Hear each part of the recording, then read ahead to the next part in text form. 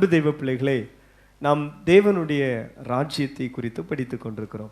இன்றைக்கும் லூக்கா எழுதின சுவிசேஷம் அதனுடைய 12வது அதிகாரத்திலே சில வார்த்தைகளை நாம் தியானிக்க இருக்கிறோம். திருப்பிக் கொள்வோம். லூக்கா எழுதின சுவிசேஷம் அதனுடைய 12வது அதிகாரம் 31வது வசனத்தை வாசிங்கள். ஆண்டவர் சொல்லுகிறார், தேவனுடைய ராஜ்யத்தை தேடுங்கள் என்று சொல்லுகிறார். ஆமென். நம்முடைய வாழ்க்கையினுடைய பிரதான பகுதி தேடல் எதுவாக இருக்க வேண்டும் என்று சொன்னால் ராஜ்யத்தை தேட வேண்டும்.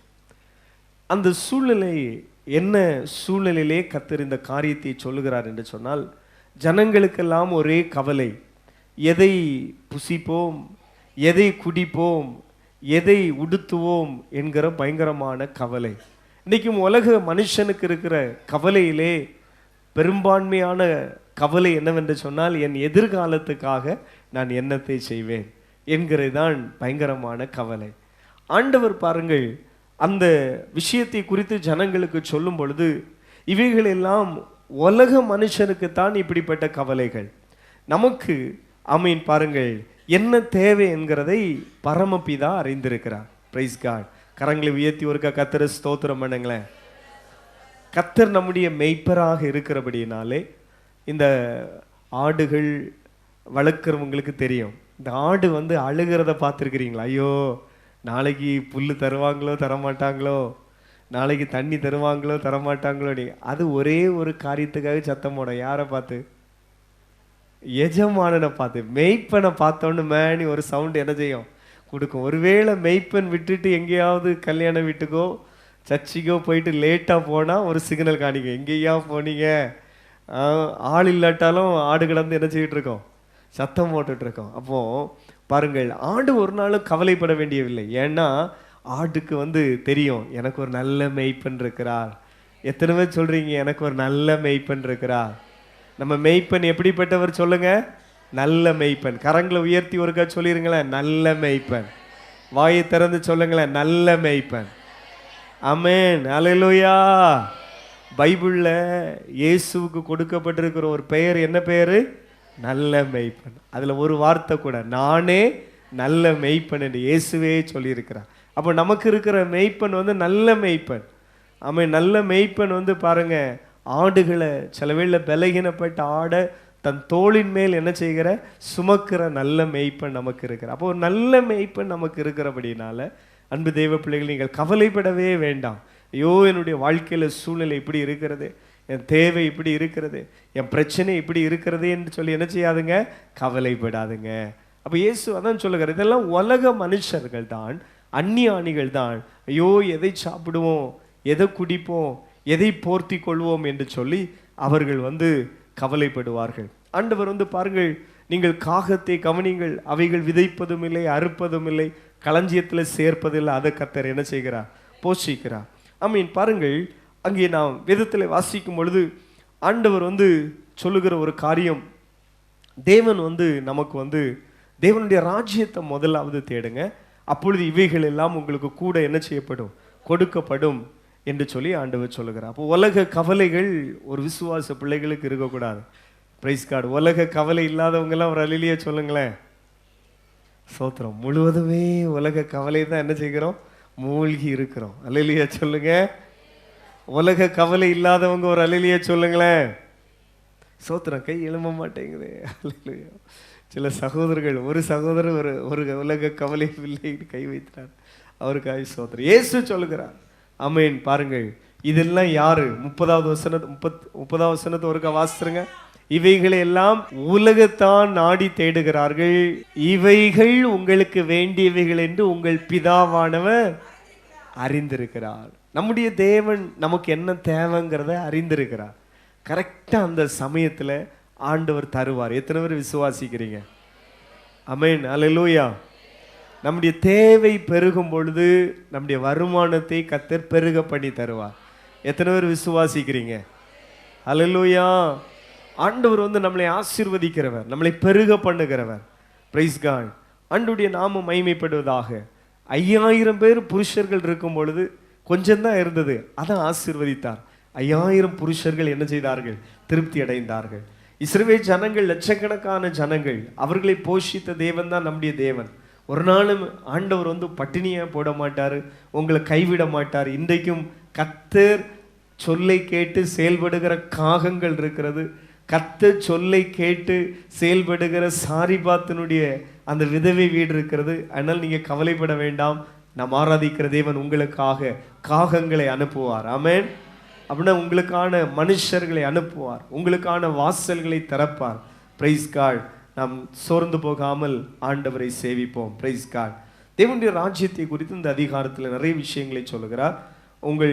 நீங்கள் வந்து அதிகமாய் தரித்திரருக்கு கொடுக்க வேண்டும், பரலோகத்திலே உங்கள் பொக்கிஷங்களை நீங்கள் சம்பாதித்து வையுங்கள் என்று சொல்லி 33 சொல்லுகிறார்.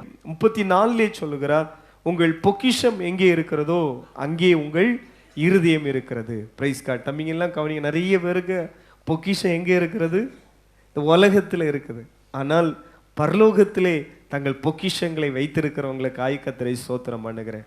கவனிங்கள், இந்த உலகத்தில் எல்லா விசுவாச பிள்ளைகளுடைய ஒரு ஆசை, நம்பிக்கை எதுவாக இருக்கணும்னா, எப்படியாவது ஆண்டவருடைய வருகையில் நான் எடுத்துக்கொள்ளப்பட வேண்டும். இந்த இயேசு கிறிஸ்துனுடைய பரமேறி செல்கிறதற்கும் அல்லவட்டால் இனி இயேசு கிறிஸ்துவனுடைய ரகசிய வருகை இருக்குல்ல, அதுக்கு இடைப்பட்ட காலத்தில் தான் நீங்களும் நானும் வாழ்கிறோம். இனி கிறிஸ்தவத்தினுடைய அடுத்த நிகழ்வு எதுன்னா இயேசு கிறிஸ்துவனுடைய வருகை, அதிலும் ரகசிய வருகை. ஆண்டவர் ஆமீன். பாருங்கள், நாம் அந்த ரகசிய வருகைக்கு எப்படி ஆயத்தப்படணும், எப்படி இருக்க வேண்டும் என்கிறதை இந்த அதிகாரம் நமக்கு கற்றுக் கொடுக்கிறது. குறிப்பாக ஆமீன், இயேசு வந்து எதிர்பாராத வேளையிலே அவர் வருவார். இரவிலே திருடன் வருகிறதை போல இருக்கும். திருடன் ஹலோன்னு ஒரு மெசேஜ் அனுப்பிட்டு வர மாட்டான். மெசேஜ் அனுப்பிட்டு வரவன் அது வேற கல்லன். அல்லேலூயா. அப்போ சொல்லும் பாருங்கள், நான் சொல்லுகிற வேத வார்த்தை, நம்மை திருடன் வருகிறது போல யாரு? இயேசு வருவார். அப்படி வருகை அப்படித்தான் இருக்கும். அதனாலே எப்பொழுதும் ஆயத்தமாக இருக்க வேண்டும் என்று சொல்லி ஆண்டவர் வந்து சொல்லுகிற சில காரியத்தை நம்ம இங்கே பார்க்கிறோம். 35வது வசனத்திலே நாம் பார்க்கும் பொழுது, ஒரு எஜமான் அவன் எங்கே போகிறான் என்று சொன்னால், ஆமீன், தூர இடத்துக்கு போகிறான். அவன் வந்து திரும்ப வரும்பொழுது அந்த வேலைக்காரர்கள்லாம் எப்படி இருக்கணும் என்று சொன்னால், எப்பொழுதும் உங்கள் அறைகள் கட்டப்பட்டதாகவும் உங்கள் விளக்குகள் எரிகிறதாகவும் இருக்க வேண்டும். அப்படி என்று சொன்னால் எப்பொழுதும் வஸ்திரம் தரித்தவர்களாக இருக்க வேண்டும். எப்பொழுதும் உங்கள் வீட்டில் என்ன செய்யணும்? ரெண்டுக்கும் உள்ள அர்த்தத்தை பார்ப்பீங்கன்னா, பொதுவாக வந்து ஒரு யாராவது அக்கா தங்கச்சிகள், எப்போவுமே நம்ம ஒரு ஃபேமிலி சர்க்கிளில் தான் நான் வாழ்கிறோம். இல்லை விட்டு உங்கள் ஹஸ்பண்ட் சொல்லுவாப்புல, ஏய் புறப்பட்டு இருந்துக்க, நான் வந்து 4 மணிக்கு கரெக்டாக வருவேன் அப்படின்னு சொல்லுவாங்க. சில ஆட்கள் வந்து 4 மணிக்கு கரெக்டாக என்ன செய்ய மாட்டாங்க, வரமாட்டாங்க. அது 6 மணியாக கூட என்ன செய்யலாம், இருக்கலாம். சில சகோதரிகள் கரெக்டாக 6 மணி வரை பார்ப்பாங்க. அதெல்லாம் ட்ரெஸ் எல்லாம் என்ன செய்திருவாங்க, மாற்றிட்டு வீட்டில் உள்ள ட்ரெஸ் போட்டு அப்படி இருப்பாங்க. அவர் அப்போ கரெக்டாக 6:05க்கு வந்து நிற்பார். அவங்க சொல்லுவாங்க, இனி ஒன்று நான் என்ன செய்ய மாட்டேன், வரமாட்டேன், நான் 2 மணி நேரம் என்ன செய்தேன், வெயிட் பண்ணேன். ஆனால் பாருங்கள், இந்த மணவாளன்ட்டு அப்படி சொல்ல முடியாது. இந்த மணவாளன்கள்லாம் பாவம், சிலதும் பாவம் போல இருந்துடும், சிலதும் வந்து கொஞ்சம் என்ன செய்யும், போராடும். மாறி மாறி ஒரே வாழ்க்கையே என்ன தான், போராட்டம் தான். ஒருக்கா சொல்லுங்க, வாழ்க்கையே. ஆனால் என்ன போராட்டம்? அது வரமாட்டேங்குது. நல்ல போராட்டம் சொல்லுங்க, வரமாட்டேங்குது. நல்ல போராட்டம். சத்தமா ஒரு அல்லேலூயா சொல்லுங்க. வாழ்க்கை என்ன போராட்டம்? அப்படி எத்தனை பேருக்கு இது நல்ல போராட்டம்னு தோணுது? கையை வைத்து ஒரு அல்லேலூயா சொல்லுங்களேன். நான் சொல்றது போல உள்ள சகோதரிகளா நீங்க? இல்லை, என்ன வந்தாலும் கூட்டிட்டு போறாரா பார்ப்போம், அப்படி ஆயத்தமா இருக்கிறவர்களா? இப்போ சபை எப்படி இருக்கணும்னு அந்த அந்த அந்த வசனத்தில் இருக்கிற அந்த 2 காரியம்தான் கீழே தெளிவாக சொல்லப்பட்டிருக்கு. நம்ம எப்பொழுதும் வஸ்திரம் தரித்தவர்களாய் ஆயத்தமாக இருக்கணும். கரங்களை வீத்தி அமைன்னு சொல்லுங்களேன். வீட்டுக்காரரை அவ்வளோட்டா பொறுமை இழந்து இனி வரமாட்டேன் ஸ்ட்ரைக்கு பிடிச்சா பிரச்சனை இல்லை. ஆனால் அவர்கிட்ட ஸ்ட்ரைக்கு பிடிக்க முடியாது. ஃப்ளைட் ரொம்ப நேரம் நிற்காது. ஜஸ்ட்டு அது அந்த அதாவது இமை பொழுதில் அல்லவிட்டால் மின்னல் வேகத்தில் தான் இருக்கும். அல்லேலூயா சொல்லுங்களேன். அதனால் நம்ம மின்னல் வேகத்தில் இருக்காண்டா, அவர் மின்னல் வேகத்தில் இருப்பார். கரங்களை வீழ்த்தி ஒரு அல்லையா சொல்லுங்களேன். அப்போ வஸ்திரம் இன்றைக்கும் தரித்தவர்களாய் நாம் இருக்க வேண்டும். எப்பொழுதும் ஆவிக்குரிய வஸ்திரம், ரட்சிப்பு, ஞானஸ்நானம், பரிசுத்த ஆவியினால் நிரப்பப்படுகிறது. இந்த பிள்ளைங்கள்லாம் கவனிங்கம்மா, 5 கன்னிகைகள் ஆயத்தம் உள்ளவங்களா இருந்தாங்கல்ல, அதே போல ஜெபம், பரிசுத்தம் உள்ள வாழ்க்கை எப்பொழுதும் ஆயத்தமாக இருக்கணும். யாரும் காலதாமதம் பண்ணாதுங்க. ஞானஸ்நானம் எடுக்கிறதுக்கு காலதாமதம் பண்ணாதுங்க. பரிசுத்தமாய் வாழுகிறதுக்கு காலதாமதம் பண்ணாதுங்க. இயேசு கிறிஸ்துனுடைய வருகை இன்றைக்கு கூட இருக்கலாம். ஆமென். Price God. அல்லேலூயா சொல்ல மாட்டீங்களா? இன்றைக்குன்னா சிலவங்களுக்கு மகிழ்ச்சி, இப்போ வந்துட மாட்டாரா? ஆமென். அல்லேலூயா. ஒரு முறை ஒரு ஒரு ஒரு சர்ச்சில் வந்து ஆவிக்குரிய சர்ச்சில், அது ஏதோ இந்த யூரோப் கண்ட்ரிலன்னு நினைக்கிறேன், ரகசிய வருகை எப்படி இருக்கும் அப்படிங்கிற ஒரு வீடியோ கிளிப் நீங்களும் பார்த்துருப்பீங்கன்னு நினைக்கிறேன்.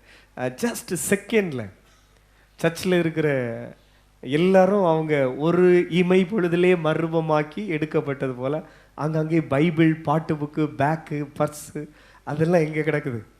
அந்த வீடியோ கிளிப் நிறைய நீங்கள் கவனிச்சிருப்பீங்கன்னு நினைக்கிறேன். அந்த ரகசிய வருகை செகண்டில். அப்போ பாருங்கள், நாம் எப்பொழுதும் ஆயத்தம் உள்ளவங்களாக இருக்கணும். அப்போ அதற்கான ஒரு இருதயம், அதற்கான ஒரு ஜீவியம், அதற்கான ஒரு பரிசுத்தம் உள்ள வாழ்க்கை, அப்படிப்பட்ட ஒரு நீதி உள்ள வாழ்க்கை வாழுகிறவங்களா இருக்க வேண்டியது கடைசி காலம். Praise God. என்னுடைய ஆசையை நான் அடிக்கடி சொல்லுவேன், நம்முடைய ஜெப வீட்டில் கால் வைத்த யாரும் நீங்கள் தேவனுடைய ராஜ்யத்தை என்ன செய்திடக்கூடாது, மிஸ் பண்ணிடக்கூடாது. அல்லேலூயா. சத்தமாக அல்லேலூயா சொல்லுங்களேன். இவைகளை குறித்து தெளிவாக சொல்லித்தராவிட்டால் நான் வந்து உங்கள் இரத்த பலிக்கு ஆளாயிடக்கூடாது. தீர்க்கதரிசிட்ட தெளிவாக ஆண்டவர் சொல்கிறேன், அவங்களுடைய இரத்த பலி உன் கையில் என்ன செய்திடக்கூடாது, வந்துடக்கூடாது. உங்களுக்கும் அப்படித்தான். உங்கள் சொந்தங்கள், உடன்பிறப்புகள், நீங்கள் வாசித்த சங்கீதத்தின்படி இப்போ உங்கள் வீட்டில் இருக்கிறவங்க, இனி பிறக்க போகிறவங்க, அதுக்காக எனக்கு என்னதை தாங்க, சங்கீதத்தில் அதுக்காக எனக்கு நீடிய ஆயுள் தாங்க. அவங்களுக்கு சமைச்சு போடுறதுக்கு இல்லை. சிலவங்கெல்லாம் கேட்குற, ஆண்டவரே என் பிள்ளைகளுக்கு நல்லா என்னது போடணும், சமைச்சு போடணும்ப்பா, என் பேர பிள்ளைகளுக்கெல்லாம் பொங்கி போடணும்ப்பா. அதுக்கு சங்கீதக்காரன் எதுக்கு நீடிய ஆயுள் கேட்குறாரு வாசித்தீங்களா? எதுக்கு? ஆண்டவரே உம்முடைய சத்தியத்தை இப்போ இருக்கிற பிள்ளைகளுக்கும் இனி வரப்போகிற சந்ததிகளுக்கும் அறிவிக்கிறதுக்கு எனக்கு என்ன தாங்க. சிலவங்கெல்லாம் இருக்கு, ஆண்டவரே கிச்சனில் நான் இருந்து பம்பரம் போல கறங்கணும், அதுக்காக விளந்தாங்க. இல்லை இல்லை, என் பிள்ளைகளை ஆண்டவருக்காய் வழி நடத்தணும். இனி என் பேரப்பிள்ளை, என் பிள்ளைகளுக்கு பிறக்க போகிற பேர பிள்ளைங்களை கத்தருக்கு நேராக வழி நடத்தணும், அதுக்காக எனக்கு என்ன தாங்க, என் பலன் குன்றி போயிடக்கூடாது. அல்லேலூயா.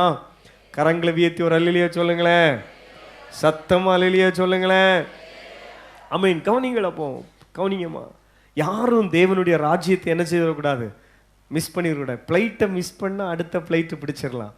வேணா ஒருவேளை கொஞ்சம் லட்சங்கள் நஷ்டமாகும். ட்ரெயின், பஸ்ஸு மிஸ் பண்ணால் கூட அடுத்த நாளாவது பஸ் உண்டு. சிலதெல்லாம் சொல்லுவாங்க, இதான் லாஸ்ட் பஸ், அதான் போயிட்டா அடுத்த நாளாவது பஸ் உண்டு, அடுத்த நாளாவது ஃப்ளைட் உண்டு. ஆனால் இயேசு கிறிஸ்துனுடைய வருகையிலே நாம் யாவரும் கைவிடப்பட்டு போகக்கூடாது. அதனால்தான் அந்த நாட்களுடைய பாருங்கள் வஸ்திர முறைமையின்படி அவங்க மேல் ஒரு வஸ்திரம், ஓவர் கோட், அதுக்கு பிறகு ஒரு கயர்லாம் கட்டி கச்சையெல்லாம் என்ன செய்வாங்க, கட்டுவாங்க. அதனால்தான் பாருங்கள் உங்கள் அறைகள் கட்டப்பட்டதாகும். எப்பொழுதும் நல்லா அப்படி ரெடியாகி என்ன செய்யணும், அப்படி ரெடியாக இருக்கணும். அப்படி வஸ்திரம். இப்போ நீங்கள் இந்த வார்த்தையை கேட்டோன்னு, ஐயோ அப்போ நம்ம இன்னைக்கு வீட்டில் போய் என்ன செய்யக்கூடாது, ட்ரெஸ்லாம் மாற்றக்கூடாது. இப்படி நம்ம அது அல்ல, ஆவிக்குரிய வஸ்திரம். சொல்லுங்க வாயத்திறந்து, என்னது வஸ்திரம்? ரட்சிப்பின் வஸ்திரம். சொல்லுங்க. ரட்சிப்பு என்கிற அந்த தலை சீராய் எப்பொழுதும் தரித்தவர்களாய் இருக்க வேண்டும். அன்பு, விசுவாசம் என்கிற அந்த மார்க்கவசம் எப்பொழுதும் நாம் என்ன செய்தவர்களாக இருக்கணும், தரித்தவர்களாக இருக்க வேண்டும். கரங்களை வீத்தி அல்லையா சொல்லுங்களேன்.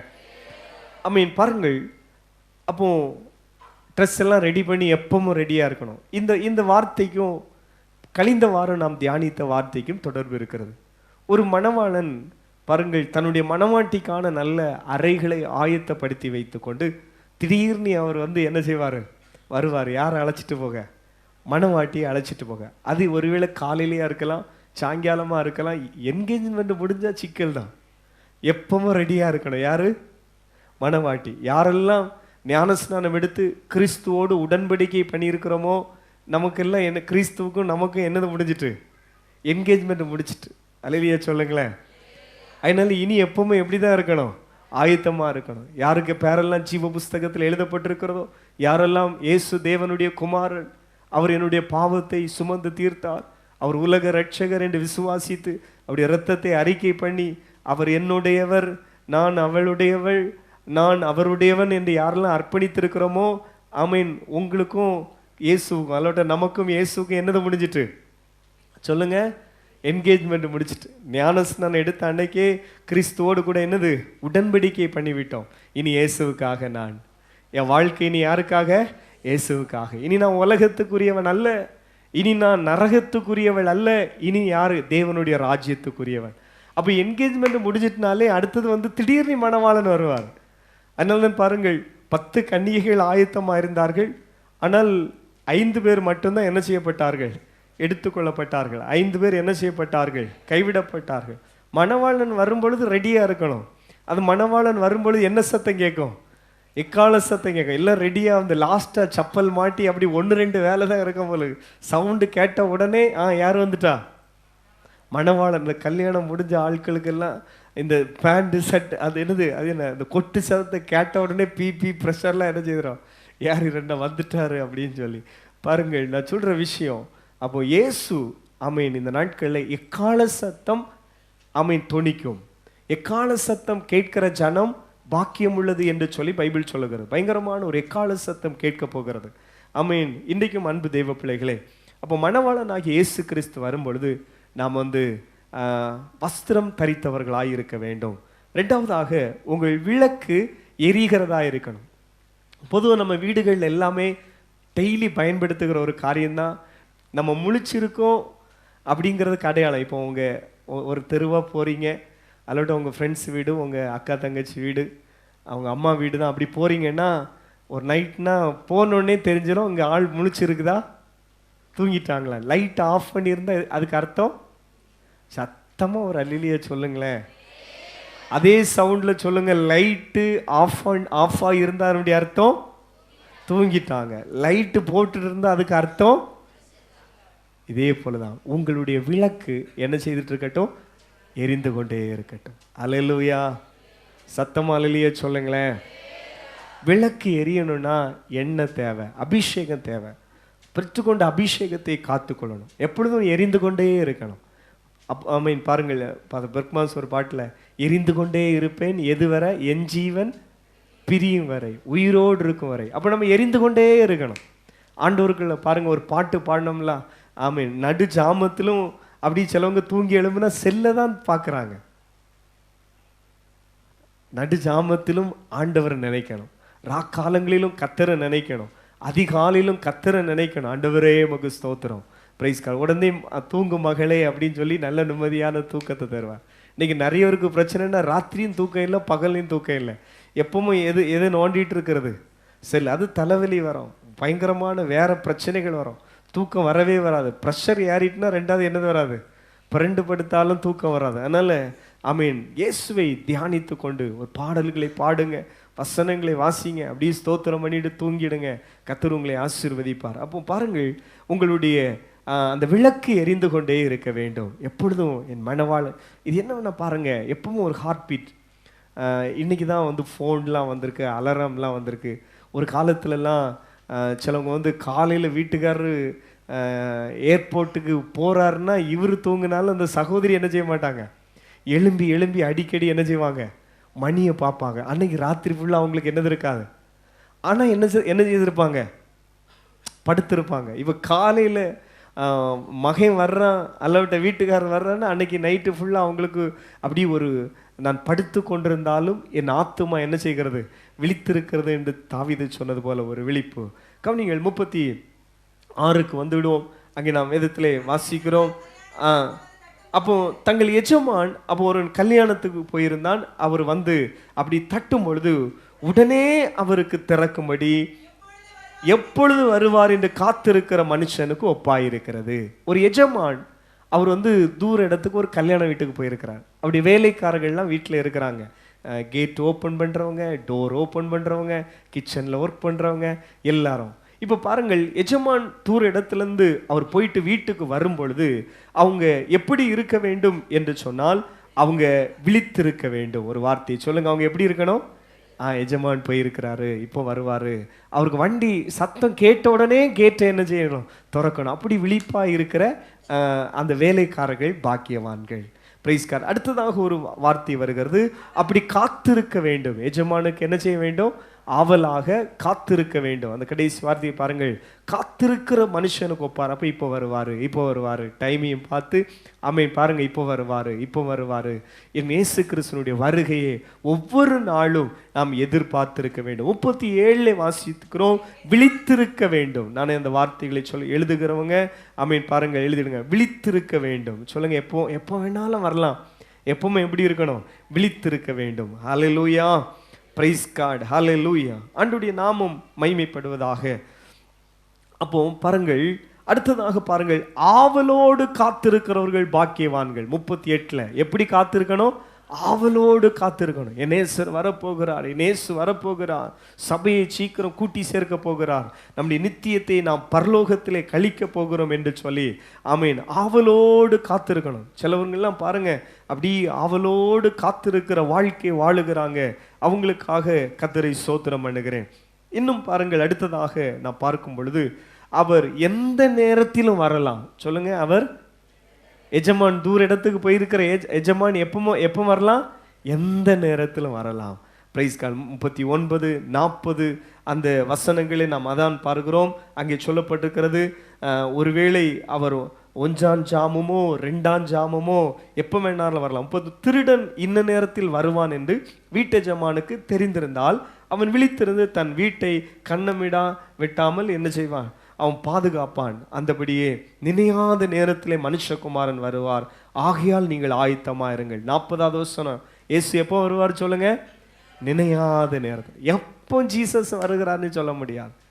அப்படிப்பட்ட ஒரு விழிப்பு, அப்படிப்பட்ட ஒரு ஆயத்தம், ஆமீன், அப்படிப்பட்ட ஒரு ஆமீன் பாருங்கள், ஆவிக்குரிய வஸ்திரம் தரித்தவர்களாய் நாம் எப்பொழுதும் ஆவலோடு வாழ்கிற வாழ்க்கை நாம் வாழ வேண்டும். Praise God. அங்கே நாம் அடுத்ததாக நாம் தொடர்ந்து வாசிக்கும் பொழுது 2:43 வசனத்துக்கு வந்துடும். அந்த பணிவிடைக்காரருக்கு தகுதியான அந்த காலத்திலே படி கொடுக்கும்படி எஜமான் அவர்கள் மேல் அதிகாரியாக வைக்கத்தக்கதாக. அப்படி என்று சொன்னால், இந்த தூர இடத்துக்கு போயிட்டு வருகிற எஜமான் வரும் பொழுது அங்கு பொறுப்பாளராக வைத்திருக்கிற மனிதன் இருக்கிறான்ல, யார் ஒரு இப்போ ஃபோர்மேனாக இருக்கலாம், அல்லாவிட்டா ஒரு கண்காணியாக இருக்கலாம். இவங்க சரியாக எல்லாருக்கும் சம்பளம் கொடுத்து சரியாக எல்லா வேலைகளையும் நல்ல நேர்த்தியாய் செய்கிற மனிதனுக்கு கனமும் ஆமீன் அல்லாவிட்டால் உயர்வும் கொடுத்து எஜமான் அவனை என்ன செய்வான்? ஆசீர்வதிப்பான். என் வீட்டு காரியங்களெல்லாம் கரெக்டாக பண்ணியிருக்கிறான், என் தோட்டத்தெல்லாம் கரெக்டாக பராமரித்திருக்கிறான் என்று சொல்லி அவனுக்கு பெஸ்ட்டு பரிசு, பெஸ்ட்டு வெகுமான காரியங்களை கொடுப்பான். அதே நேரம் ஆமீன் பாருங்கள், தன்னுடைய வேலைகளை ஒன்றையும் செய்யாமல் தன்னுடைய எஜமானுடைய காரியத்தை எல்லாமே உங்களை நம்பி கொடுத்துருக்கிற பிள்ளைகள், அல்லாவிட்ட சிறுவர் ஊழியமாக இருக்கலாம், உங்கள் வீட்டில் உள்ளவங்களே ஒரு எல்லாருக்கும் கரெக்டாக அவங்கள ஆண்டுடைய காரியத்தில், சபைக்கு வருகிற காரியத்தில், சண்டே கிளாஸில், யூத் மீட்டிங்கில் பிள்ளைங்களாம் நிமிர்ந்து கவனிக்கிறீங்களா? இதில் எல்லாம் சரியாக நடத்துகிற பெற்றோர்கள் பரலோகத்தில் ஆண்டவர் உங்களுக்கு ஒரு கிஃப்ட் கொடுப்பார். உனக்கு நான் தந்த பிள்ளைகளை நீ நல்லா என்ன செய்தா? வளர்த்தாள். நாம் விசுவாச பட்டியலை நாம் எப்படியாக பார்க்கிறோம். ஆமென். அங்கே மோசே என்னுடைய பிள்ளை அந்த பெற்றோரை அங்கே குறிப்பிடப்படுகிறது. அந்த பிள்ளை அழகுள்ளது என்று சொல்லி கண்டு அதை விசுவாசத்திலே அவங்க என்ன செய்தார்கள்? வளர்த்தார்கள். கரங்களை வீத்து ஒரு அல்லையா சொல்லுங்களேன். அப்போ எந்த ஒரு மனிதன் அல்லவிட்டால் தனக்கு ஆண்டவர் கொடுத்த பகுதிகளை உண்மையாய் செய்துகிறானோ, இப்போ எத்தனையோ இருக்கு பாருங்க, சரியான ஃபேமிலிகள் இல்லை, சரியான ஜாப் இல்லை. ஆண்டவர் உங்களுக்கு தந்திருக்கிற துணை, தந்திருக்கிற புருஷன், உங்களுக்கு தந்திருக்கிற பெற்றோர், அவங்களுக்கெல்லாம் நீங்கள் செய்ய வேண்டிய கடமைகள் எல்லாம் செய்து கரெக்டாக நீங்கள் அதை செய்யும் பொழுதே அதுக்கும் ஆண்டவர் உங்களுக்கு ஒரு பரிசு தருவார். கரங்களை வீத்து ஒரு அல்லையா சொல்லுங்களேன். ஆண்டவர் பரலோகத்துக்கு போகும்பொழுது நிறைய பரிசுகள் தருவார். அதில் ஒன்று, இந்த நீங்கள் உங்கள் அந்த ஒரு புருஷனுக்கு உத்தமமாக நீங்கள் வாழுகிறீங்களா, அதுக்கும் ஒரு என்னது, ஒரு கிரவுண்ட். அல்லேலூயா.